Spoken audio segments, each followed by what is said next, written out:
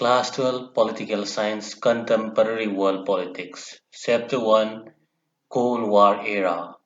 And this is the fourth lecture Challenges to Bipolarity. We have learned about the emergence of two power blocs, nuclear deterrence, arenas of Cold War.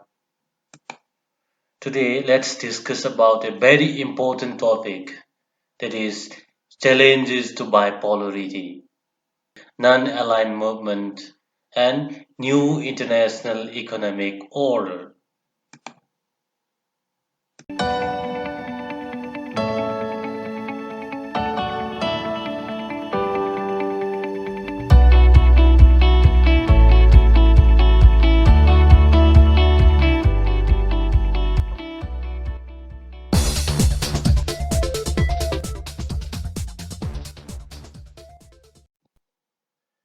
Cold War had divided the world into two blocs, USA and the Soviet Union.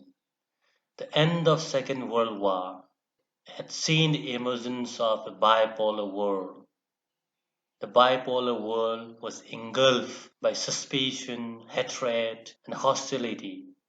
At this crucial time, many countries of Asia, Latin America, and Africa, which had suffered onslaught of colonialism for centuries, became independent. These were known as Third World States. Most of these countries did not want to join any bloc or new military alliance, as it would have ended their newly founded freedom. These countries therefore decided to pursue the path of non-alignment, and a new international economic order therefore emerged as new challenges to bipolarity. First, let us discuss about non-aligned movement. Let us see. Non-aligned movement as a movement traces its roots to Indian Prime Minister Jawaharlal Nehru, who gave the idea of an organization of newly independent states of Africa and Asia in a radio space. The Nehruvian idea of non-alignment found favor with certain other newly independent states. This includes Joseph Tito of Yugoslavia, Colonel Abdul Nasir of Egypt, Sukarno of Indonesia, Kwame Nkrumah of Ghana. These five leaders were known as the founders of non-aligned movement. Non-alignment offered the newly decolonized countries of Asia, Africa, and Latin America a third option not to join either alliances, that is, USA and the Soviet Union. These countries are known as third world countries, and this is the logo of non-aligned movement. As I have already mentioned that the root of non-alignment, the root of NAM went back to the friendship between three leaders, Yugoslavia's Tito, India's Jawaharlal Nehru, Egypt's Abdul Nasir, who held a meeting in 1956. Indonesia's Sukarno and Ghana's Kwame Nkrumah strongly supported them. These five leaders came to be known as the founder of NAM. And these are the pictures of five leaders, five founding members of NAM. The founding members of non-aligned movement in 1960 to 1961. 1960 to 1961, in this period, these five leaders took a very important role in the overall functions of NAM. This one, Jawaharlal Nehru, then next Kwame Nkrumah, and the third one is Abdul Nasir, then Sukarno, then extreme right is Joseph Tito of Yugoslavia.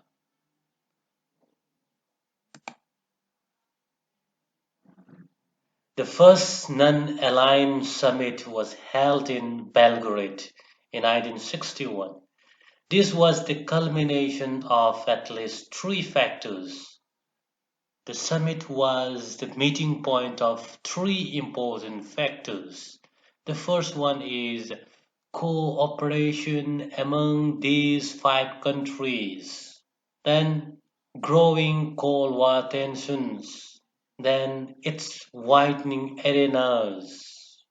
And the third is the dramatic entry of many newly decolonized African countries into the international arena.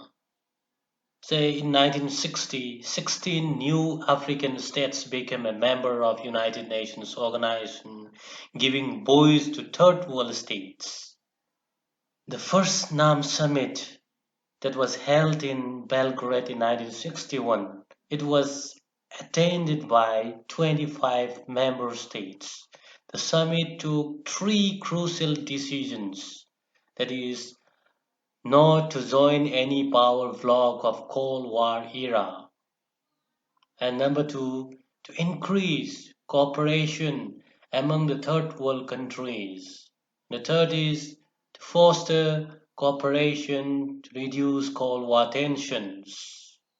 The movement worked for long to see the end of the Cold War. The 16th summit of NAM was held in Tehran in 2012.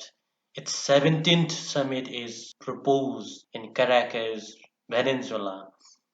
The NAM has 120 members till 2013. Its membership has been increasing steadily.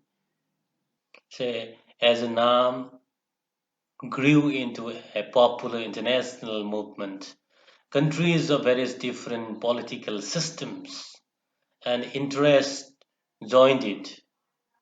This made the movement less homogeneous and also made it more difficult to define in the very neat and precise terms. What did it really stand for? Increasingly, NAM was easier to define in terms of what it was not. It was not about being a member of an alliance. Then the next important part is NAM isolationism? And another question is NAM neutrality? First, is NAM isolationism? The policy of keeping away from alliances cannot be termed as isolationism. Isolationism means to keep aloof from global affairs. Isolationism was part of US foreign policy after the American War of Independence in 1787 till the origin of First World War. In contrast, non-aligned countries including India have played an active and a vibrant role in mediating cause of peace and stability between the two Cold War rebels. That's why the non-alignment is not an isolationism. And the next is NAM neutrality? What is neutrality? Neutrality is in principle. It's a condition of not taking sides between two warring parties.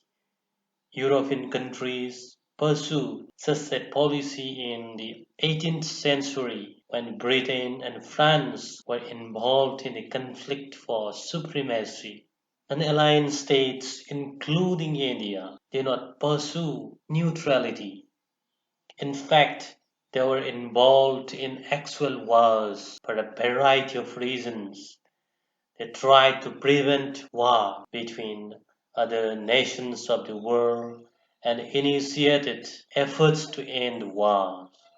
An alignment was therefore pursuance of an independent approach in world affairs aiming to promote world peace.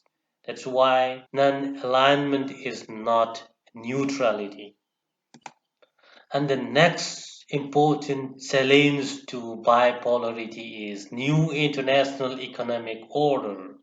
Non-aligned countries were more than merely mediators during Cold War. The challenge for most of the non-aligned countries, a majority of them were categorized as least developed countries. Most of the non-aligned states were poor and economically backward, therefore known as least developed countries. Economic development of these countries was necessary to preserve their freedom. In the absence of sustained development, these countries could not attain real freedom. They, in fact, would have become dependent upon the colonial powers or rich countries. The economic development was also vital for independence of new countries. Without sustained development, a country could not be truly free. It would remain dependent on the richer countries, including the colonial powers, from which political freedom had been achieved. It was this situation which gave birth to the ideas of new international economic order. United Nations Conference on Trade and Development came out a report in 1972 entitled Towards a New Trade Policy of Development. The report suggested for a reformation of the trading system of global level. This report suggested to give least developed countries control over their natural resources exploited by the developed Western countries. Number two, obtain access to Western markets. The least developed countries could sell their products and therefore make trade more beneficial for the poorer countries. Reduce the cost of technology from the Western countries and provide less developed countries with a greater role in international economic institutions. Non-alignment, therefore, started keeping a greater stress in economic issues. In 1961, the first summit in Belgrade, economic issues had not been an important, but at the fourth NAM summit held in Algiers in 1973, the 76 attendants called for the creation for a new international economic order. NAM became an economic pressure group.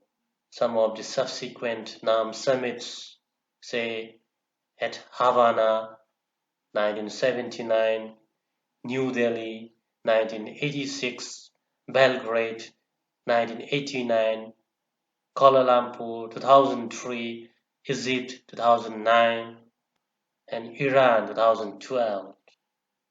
New international economic order initiative has started fading away from the late 1980s because of the steep opposition of developed countries who have stood integrated against least developed countries, while the non-aligned states have struggled hard to keep this unity in the wake of the steep opposition of developed states. Thus, the new international economic order has started fading away because of the strong opposition of developed countries. And that's all for today. Enjoy. For further query, subscribe Learn Today YouTube channel. Join Learn Today Facebook page. The contact is WhatsApp numbers. Life is like riding a bicycle. To keep your balance, you must keep moving.